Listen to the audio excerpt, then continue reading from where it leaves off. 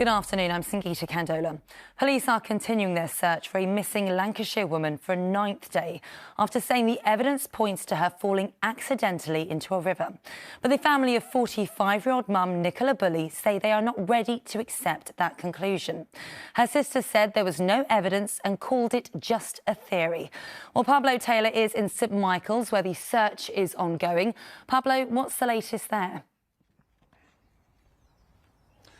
Well, the search for Nicola Bulley is continuing, but today its focus is on the River Wyre behind me. Police are still maintaining that they have no reason to believe foul play was involved. They say Nicola simply fell into the water while on a dog walk 8 days ago. Well, of course, that theory has been very difficult for family and friends to accept. Earlier, I spoke to one of Nicola's friends. There's just something that, you know, I feel like as a community, for Paul, a mum and dad, a sister and the girls, they need that explanation of what's happened. You know, people that don't know her, they just want that explanation of what's happened. Well, this stretch of the River Wyre behind me is not particularly strong, but it is deep. In fact, I'm told this stretch could be as deep as 30 feet. Police divers aren't here today, they're further downstream. This is where they're conducting their search. Family and friends, though, are asking the public to keep an open mind. OK, Pablo, thank you very much. The body, which represents all the different parts of the NHS, has warned that strike action is stopping the health service from clearing its backlogs. The NHS Confederation is calling on the government to find a way to end the disputes or risk even longer waiting times. Well, our political correspondent Tom Sheldrick is here with me now. Tom, more pressure on the NHS and even more pressure on the government to solve it. Yes, and this warning from health leaders comes at a time when these disputes are escalating. Monday is expected to be the biggest day of industrial action in NHS history, with ambulance workers and nurses across large parts of England on strike at the same time, and further walkouts are planned for later in the week. NHS figures suggest that 90,000 appointments have already been cancelled due to strikes in recent weeks.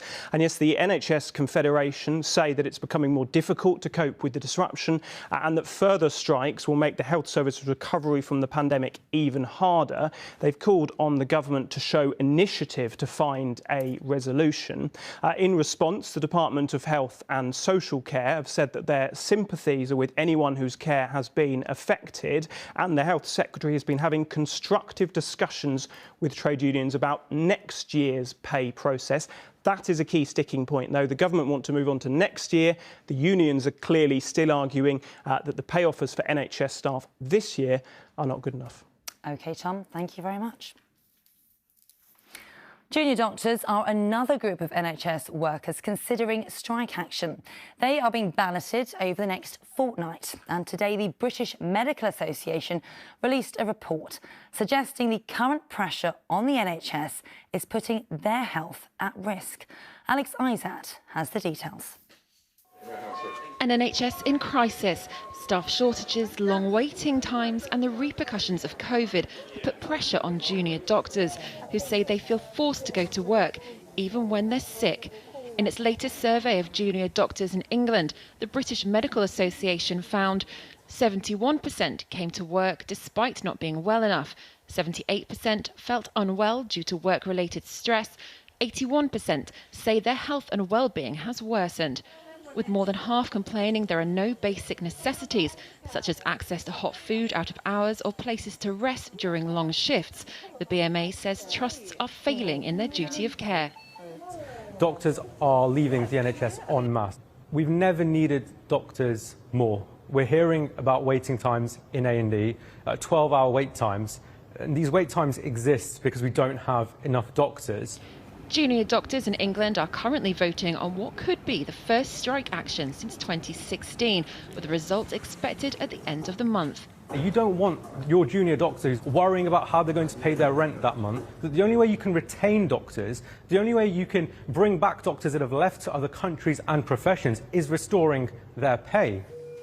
In a response to the survey, the Department of Health and Social Care say junior doctors can get access to mental health and wellbeing services and resources nationwide.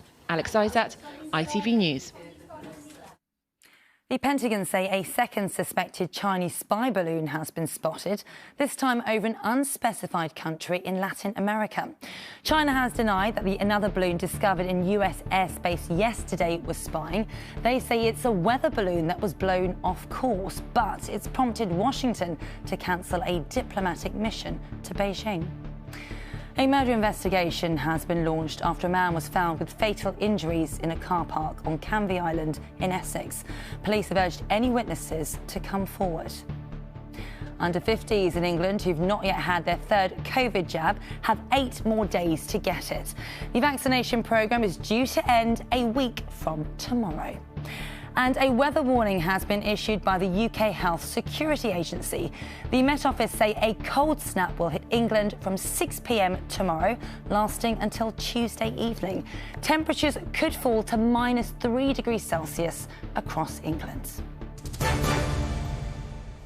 And Six Nations Rugby is back from today. Wales will host the world #1 team, Ireland, in the opening match.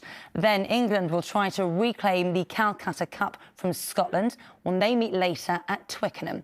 It'll be Steve Borthwick's first Six Nations fixture as England head coach. You can watch it live here on ITV1 or on ITVX from 4 p.m. And that is it. Because of the rugby, there will be no Tea Time news bulletin today, but we are back with all the latest tonight at 10:15. Do have yourselves a great day. Bye-bye.